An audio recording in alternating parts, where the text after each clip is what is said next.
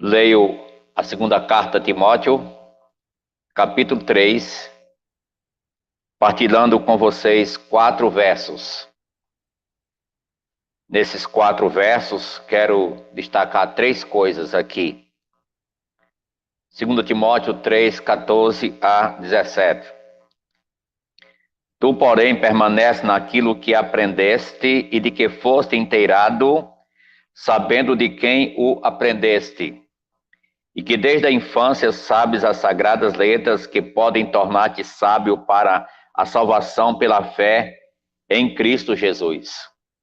Toda a Escritura é inspirada por Deus e útil para o ensino, para a repreensão, para a correção, para a educação na justiça, a fim de que o homem de Deus seja perfeito, perfeitamente habilitado para toda boa obra. Amém? Deus seja louvado. Nesse momento, é através da sua santa palavra. Esta carta a Timóteo é uma das cartas pastorais. Paulo estava escrevendo para Timóteo, pastor Timóteo, jovem pastor. E ele destaca aqui, eu quero ressaltar, sobre a Escritura. A Escritura, a palavra de Deus. E a primeira coisa que é dito aqui, quero destacar, é sobre a autoridade da Escritura. Você ouvindo algo quer saber de onde vem, tem a fonte, tem autoridade? O verso 16 diz: toda a Escritura é inspirada por Deus. Então a palavra, a Escritura, ela tem autoridade por ser palavra de Deus, tem sua origem em Deus, é inspirada por Deus. Logo, sendo inspirada por Deus, é palavra dele. E sendo palavra dele, tem autoridade sobre as nossas vidas, não é verdade? A autoridade da Escritura. A segunda coisa que temos aqui, no verso 16, é a utilidade da Escritura.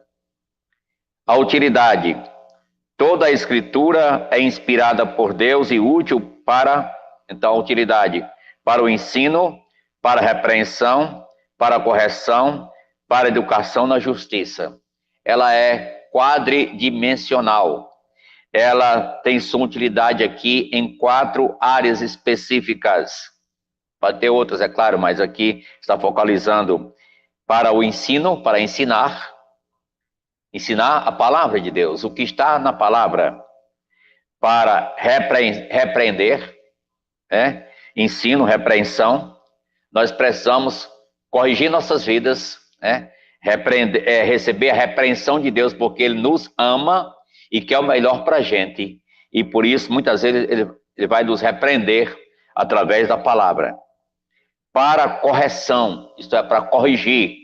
Tem tanta coisa para corrigir e ajeitar em nossa vida, não é verdade, irmãos? Tanta coisa para a gente corrigir na vida. E a palavra, ela tem a utilidade de corrigir isso em nossa vida, o que está errado. Amém?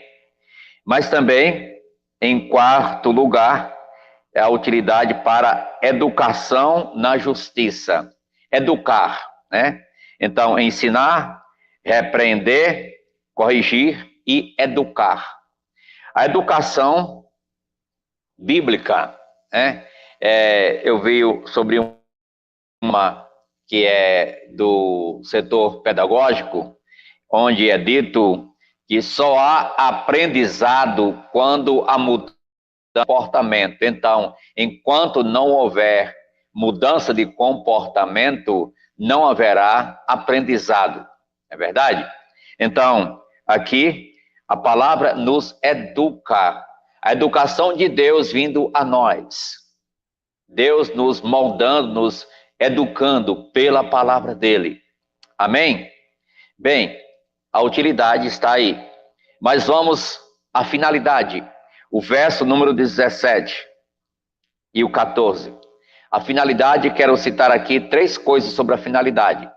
Primeiro, o verso 14, o verso 15, desculpe, e que desde a infância sabes as sagradas letras, que pode tornar-te sábio pode tornar-te sábio para a salvação pela fé em Cristo Jesus. Então está mostrando uma finalidade que é salvação. O próprio Jesus disse: examinais as Escrituras, porque julgais ter nelas a vida eterna, são elas que testificam de mim. Então, a finalidade é salvação. Timóteo, então, desde criança, ele aprendeu a palavra. Então, ele poderia tornar-se sábio para a salvação pela fé em Cristo Jesus. Ele aprendeu com a sua mãe e com a sua avó a palavra de Deus. Muito bem. Primeira finalidade, salvação, está no verso 14. E a segunda finalidade, verso 17, santificação. Vamos colocar tudo no S para facilitar, fixar na mente. Salvação, santificação, a fim de que o homem de Deus seja perfeito e perfeitamente habilitado para toda boa obra. A fim de que o homem de Deus seja perfeito. Não poderá haver perfeição sem santificação nesse sentido para com Deus. Então, a palavra visa nos santificar, né? Visa salvar e santificar. Mas também, uma outra finalidade é o serviço. O serviço, eu noto como uma ordem, quase, vamos dizer, cronológica até. Serviço.